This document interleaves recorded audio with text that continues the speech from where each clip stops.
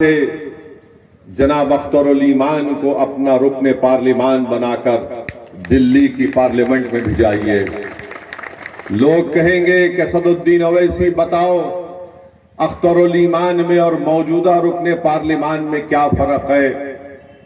फर्क बहुत है मेरे भाई, जैसा रोशनी और अंधेरे में फर्क है वैसा फर्क है। जैसा एक किसी के घर में अगर जनाजा आता है तो सन्नाटा हो जाता है, उस तरह के सन्नाटे में और एक कोहराम में फर्क है। अख्तरुल ईमान का नाम एक कोहराम मचा देना है। अख्तरुल ईमान अगर कामयाब होकर इंशाअल्लाह ताला जाएगा तो अख्तरुल ईमान की जबान पर कोई रोक टोक नहीं होगी। अख्तरुल ईमान को कोई ये नहीं कहा जाएगा कि ट्रिपल तलाक का मामला अख्तरुल ईमान तुम इस पर मत बोलो। सिटीजनशिप का कानून CAA का कानून आएगा तो कोई अख्तरुल ईमान से नहीं कहेगा कि तुम गूंगे बनकर बैठ जाओ। सीमांचल की बात होगी पार्लियामेंट में, इंसाफ की बात होगी। तो मेरे अजीज दोस्तों और बुजुर्गों, यकीनन वोट डालना आपका इख्तियार है, मगर जिसको आपने वोट दिया उसकी जबान पर उसके पार्टी का ताला है। वो पार्टी कभी नहीं बोल सकती आपके बारे में, सीमांचल के बारे में। जब पार्लियामेंट में, पिछले पार्लियामेंट में आखिरी जो पार्लियामेंट का सेशन हुआ उसमें नरेंद्र मोदी की सरकार ने 22 जनवरी को बड़ा तारीखी दिन कहा गया, उसके ऊपर बहस पार्लियामेंट में हो रही थी। तो उठाकर देखो आप, मेरी बात का यकीन करने की जरूरत नहीं है।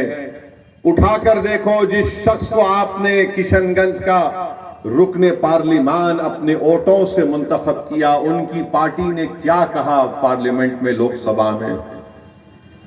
उठाकर पढ़ लो आप कि उन्होंने क्या क्या बातें कही थी और उसके बाद आप फैसला कर लो।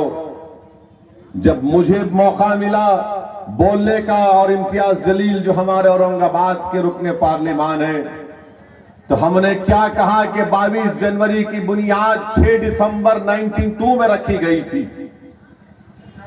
22 जनवरी की बुनियाद जिसको सुप्रीम कोर्ट ने कहा था कि 6 दिसंबर को बाबरी मस्जिद की जब शहादत हुई, उसको अंग्रेजी का लफ्ज इस्तेमाल किया सुप्रीम कोर्ट ने कि एग्रेगियस यानी क्रिमिनल हरकत हुई। 22 जनवरी की बुनियाद ताले खोल कर रखी गई 86 में। 22 जनवरी की बुनियाद GB पंत मुख्यमंत्री थे जब मस्जिद के अंदर मूर्तियां रख दी गई थी। इनसे पूछो जिनको आपने वोट दिया, क्या तुम अपनी जबान से लफ्ज बाबरी मस्जिद बोल सकते हो क्या? पूछो इनसे आप, ये कभी नहीं बोलेंगे अपनी जबान से बाबरी मस्जिद। इनसे पूछो क्या तुम 6 दिसंबर की बात कर सकते हो? कभी नहीं करेंगे। इनसे पूछो क्या तुम हिजाब के बारे में बात करोगे? नहीं करोगे। क्यों नहीं करोगे?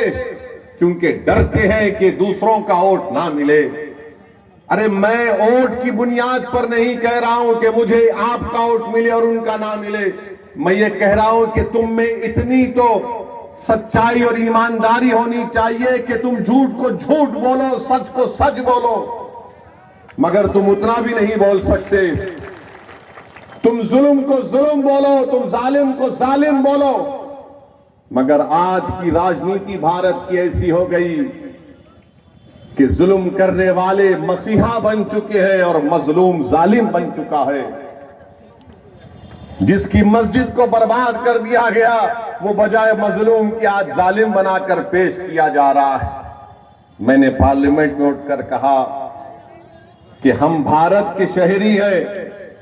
हमारे बुजुर्गों ने अंग्रेजों से लड़कर इस मुल्क को आजाद करवाया। हमसे पूछो, तुम गांधी की बात करो, मौलाना आजाद की बात करो, तुम पूछो हमसे जौहर बरादरान की कुर्बानियों को, तुम पूछो हमसे अल्लामा फजल हक खैराबादी की उस काला पानी की तकालीफ के बारे में पूछो, तुम पूछो हमसे हुसैन अहमद मदनी की माल्टा की जेल में कितनी तकालीफ उठाना पड़ा। मगर आज इख्तिदार की कुर्सियों पर बैठने वाले और जो तुम्हारा वोट लेकर जीत कर जाते हैं वो खामोश बैठ जाते हैं जब हमसे कहा जाता है कि तुम बोलो, क्या तुम औरंगजेब के बारे में बोलो, तुम जिना के बारे में बोलो। मैंने पार्लियामेंट में कहा कि मैं औरंगजेब और मोहम्मद अली जिना का तर्जुमान नहीं हूं, मैं भारत के संविधान की बात करता हूं और उसके दरमियान में रहकर अपने हक की मनवाने की बात करता हूं। मेरे भाई, यही तो मजलिस इत्तेहादुल मुस्लिमीन का पैगाम है। जिनको तुम वोट देते आए, तुम वोट दे देकर थक गए। तुम्हारे दादा ने, परदादा ने उनको ये समझ कर वोट दिया था कि ये हमको बचाएंगे, सीमांचल को बचाएंगे। वोट तो आपने दे दिया मगर उन्होंने आपसे बेरुखी अख्तियार कर ली। हमारी मां और बहनों ने धूप में खड़े होकर, घंटों खड़े होकर, भूखे रहकर हमारे नौजवानों ने इनको वोट दिया कि अलीगढ़ मुस्लिम यूनिवर्सिटी का कोई कैंपस यहां शुरू हो जाएगा। मगर बताओ आपको क्या हासिल हुआ मेरे भाई? पार्लियामेंट में मैं और इम्तियाज जलील 2 रुकने पार्लियामान है। यकीनन मेरी भी ख्वाहिश है कि 2 से 3 हो, 3 से 5 हो, 10 हो, ताकि हम अपनी आवाज को उठाएं। और मैं ये समझता हूं कि अगर अख्तरुल ईमान को आप कामयाब करेंगे तो ये आपकी कामयाबी होगी, ये आपके इत्तेहाद की कामयाबी होगी, ये सीमांचल के गरीब और मजलूम अवाम की कामयाबी होगी। सीमांचल की सरजमीन पर बसने वाले हर मजहब के मानने वाले हैं, ये उन तमाम गरीबों और मजलूमों की कामयाबी होगी। भारत की लोकसभा में आप देखेंगे कि अख्तरुल ईमान बहैसियत रुकने पार्लियामान इंशाअल्लाह अगर मुंतखब होगा तो इन गरीबों की आवाज बनेगा, मजलूमों के लिए एक ढाल बनेगा अख्तरुल ईमान।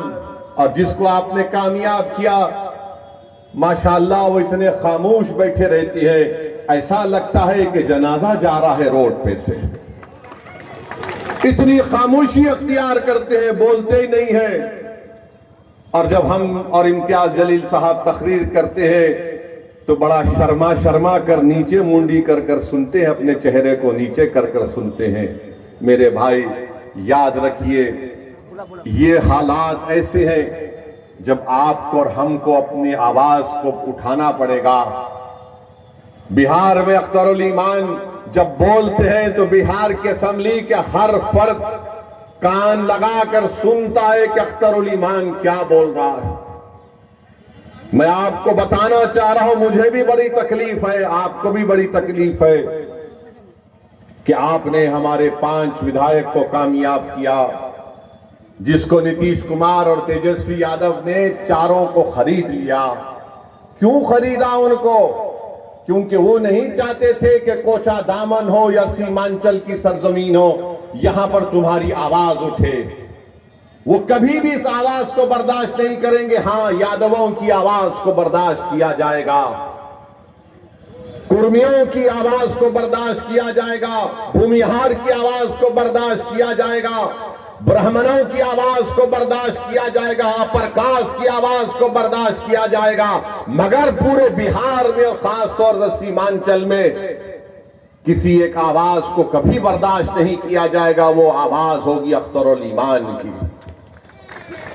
बेईमानों की आवाज को सुना जाएगा मगर अख्तरुल ईमान की आवाज को नहीं सुना जाएगा। जो अपना जमीर बेचने के लिए तैयार हो जाएंगे उनको अपना रकीब बनाया जाएगा, मगर जो कहेगा कि मैं अपने गिरेबान के तार बेचने के लिए तैयार नहीं हूं, मैं सीमांचल के गरीब और मजलूमों के इंसाफ की लड़ाई लड़ता रहूंगा, तो उस आवाज को बर्दाश्त नहीं किया जाएगा। जो गरीबों और मजलूमों की हक की आवाज, उनके हक की आवाज को उठाएगा, उसको बर्दाश्त नहीं किया जाएगा। किसकी आवाज को बर्दाश्त किया जाएगा? जो इन अगियारों की चौखट पर जाकर अपना ईमान बेच देते हैं, जो अपने चेहरों को और अपने सरों को झुका देते हैं, जो बिकने के लिए तैयार है, जो नहीं बिकने के लिए तैयार है, उससे बड़ा इनको डर लगता है कि कौन है ये लोग। आज आपने देख लिया कि हमारे 4 विधायकों को इन्होंने खरीद लिया, इन बेईमानों को। मगर मैंने कहा था कि तेजस्वी, अल्लाह का इंसाफ जरूर होकर रहेगा। तुमने हमारे 4 को खरीदा, अल्लाह ने तुम्हारे को इख्तिदार की कुर्सी से निकाल कर फेंक दिया। और याद रखो लालू यादव और तेजस्वी यादव, तुम जितने नंबर एमएलए के लाए हो ना, आप जिंदगी में कभी इंशाअल्लाह उतना नंबर नहीं लाओगे। तुम नहीं लाओगे, क्योंकि तुम धोखे की सियासत करते हो। तुम में, मोदी में, नीतीश कुमार में कोई फर्क नहीं। मोदी, तेजस्वी और नीतीश कुमार एक है, इनकी सोच एक है, इनके काम करने का तरीका भी एक है। जैसा कोई पिक्चर में आप देखते हैं कि डबल रोल, अब तो ट्रिपल रोल हो रहा है।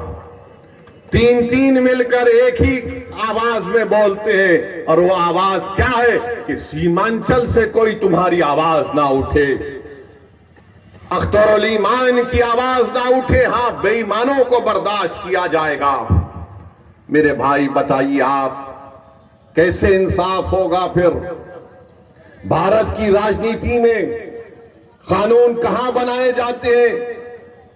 कानून बनाए जाते हैं विधानसभा में, या फिर भारत की सबसे बड़ी पंचायत लोकसभा में। अगर वहां पर तुम्हारी आवाज नहीं होगी तो कौन होगा?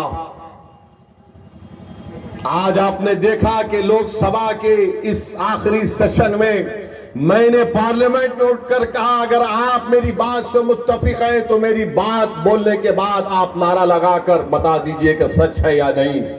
मैंने कहा था कि भारत में आज जो मुसलमान है वो अपने आप को इस तरह महसूस करता है, जिस जमाने में हिटलर की हुकूमत थी उस जमाने में यहूदी अपने आप को गैर महफूज समझते हैं। बताओ, क्या मैंने झूठ कहा या सच कहा? बताओ मेरे भाई, यही तो चीज है। हुकूमत के सामने सच्चाई को बयान करना, उनको बताना कि ये हम सोच है, ये तकलीफ हमको हो रही है। मेरे अजीज दोस्तों और बुजुर्गों, मैं आपसे अपील कर रहा हूं कि चाहे सीमांचल हो या भारत हो, अपनी मस्जिदों को आबाद रखो। याद रखो, अपनी मस्जिदों को आबाद रखो। अपनी मस्जिदों को हमको हुक्म दिया गया, अल्लाह ने हमसे कहा गया कि अल्लाह के घर को वही लोग आबाद रखते हैं जो ईमान वाले हैं, जो किसी से नहीं डरते सिवाय अल्लाह के, और जो आखिरत पर भरोसा करते हैं। तो अपनी मस्जिदों को आबाद रखो, चाहे तुम किसी मसलक के हो, मस्जिद तो अल्लाह की है ना। अपने मस्जिदों को आबाद रखो। 600 साल की मस्जिद महरौली की, उसको शहीद कर दिया गया बगैर कोई नोटिस दिए। कोई नहीं बोला। ये पूछना था इनसे, आप जिसको आपने अपना वोट दिया था, किसने महरौली की मस्जिद की बात की? असदुद्दीन ओवैसी ने, मजलिस इत्तेहादुल मुस्लिमीन ने बात की। किसने कहा कि जो कोर्ट का फैसला आया वो गलत है? असदुद्दीन ओवैसी ने कहा। जब कर्नाटका में हमारे बच्चियों से हिजाब छीन लिया गया, किसने कहा? मजलिस ने कहा। बताओ, जब सब मजलिस करती है और कहती है तो लोग बोलते नहीं ये मिले हुए हैं। अरे भाई, हम कहां मिले हुए हैं? तुम मिले हुए हो। तुमने नीतीश कुमार का साथ दिया तो आज बीजेपी सत्ता में है बिहार में।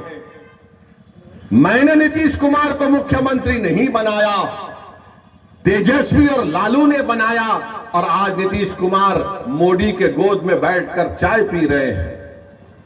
बताइए, इसका जिम्मेदार कौन है? कभी आप सोचो कि आपने वोट दिया था इनको।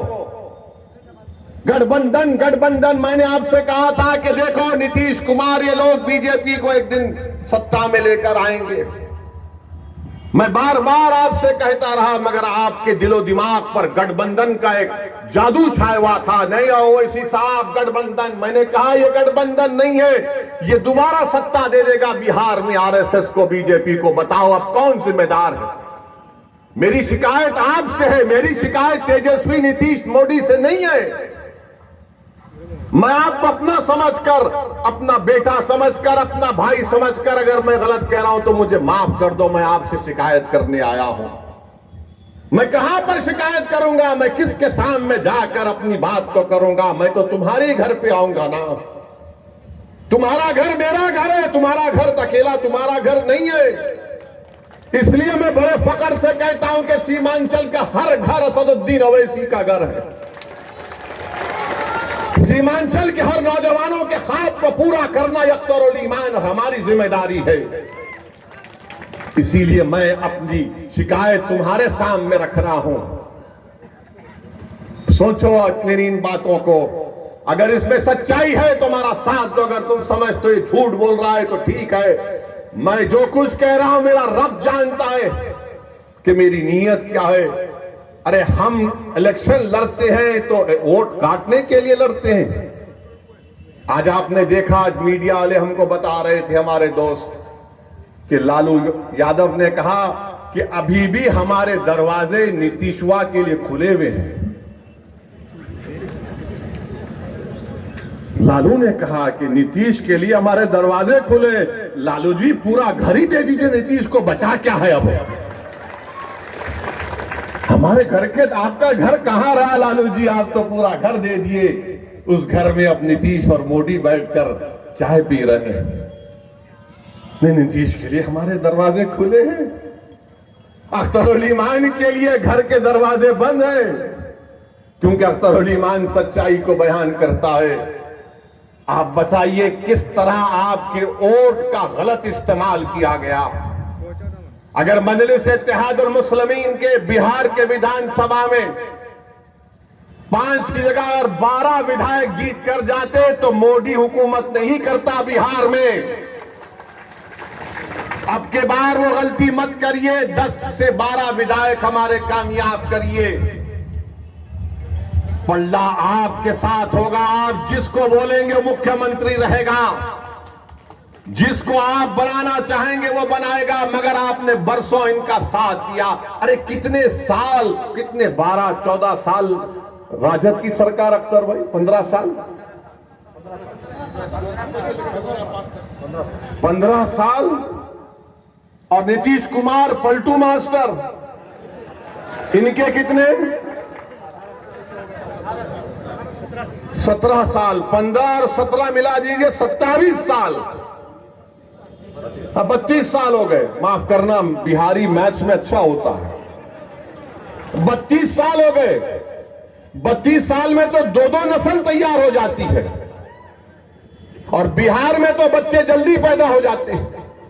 ये बीजेपी वाले बोलते हैं 32 साल हो गए, उसके बावजूद भी हमारे जो सफों में जो ये लोग कमजोर लोग बैठे हुए हैं, जो अपना ईमान बेचकर बैठे। अरे 32 साल ही तो हुए ना, 100 साल कहां हुए।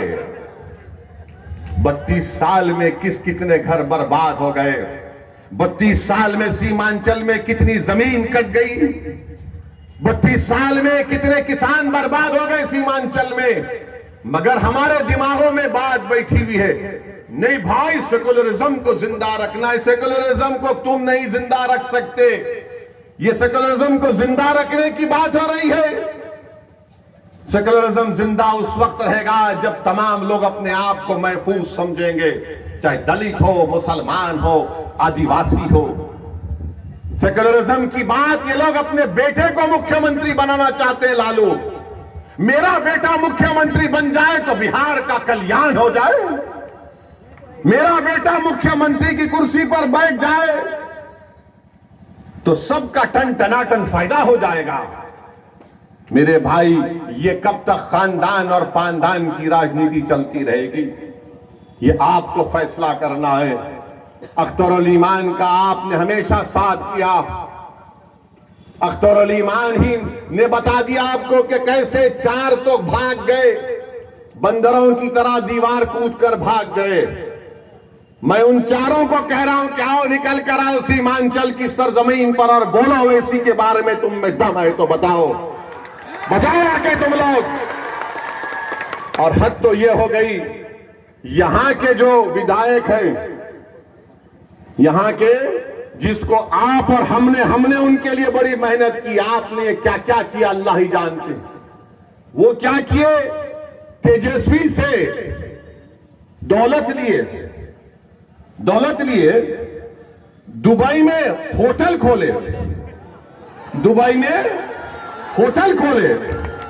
होटल का नाम क्या लिखा, हैदराबादी बिरयानी। चलो शुक्रिया आजाद, कम से कम तुमने हैदराबाद को याद तो किया अपना जमीर बेचकर। अब बताइए आप, ये कैसे लोग हैं? मगर हमारी तारीख गवाह है, करबला के मैदान में इमाम हुसैन को शहीद करने वाले गैर नहीं थे, मुसलमान थे। करबला के मैदान में इमाम हुसैन के साथ नमाज पढ़ते थे और नमाज के बाद आले रसूल पर तीर बरसाने वाले मुसलमान थे। टीपू सुल्तान को शहीद करने वाले गैर नहीं थे, मुसलमान थे। सिराजुद्दौला को नुकसान पहुंचाने वाले मुसलमान थे। तो हर दौर में यजीद, मीर जाफर और मीर सादिक रहेंगे, मगर हमको उनसे सबक हासिल करना है। मेरे भाई, अब की बार हम इन गद्दारों से दोबारा नहीं डसे जाएंगे इंशाअल्लाह ताला। मुझे यकीन है कि आप, ये नीतीश कुमार और तेजस्वी यादव ने अपने इख्तिदार के नशे में, गुरूर में और इख्तिदार की दौलत का गलत इस्तेमाल करके उन्हें सीमांचल की आवाज को खत्म करने की कोशिश की। मैं नीतीश कुमार, तेजस्वी यादव को, नरेंद्र मोदी को कहना चाहूंगा कि तुम जमीर फरोशों को खरीद सकते हो, तुम अपने इख्तिदार और दौलत की बुनियाद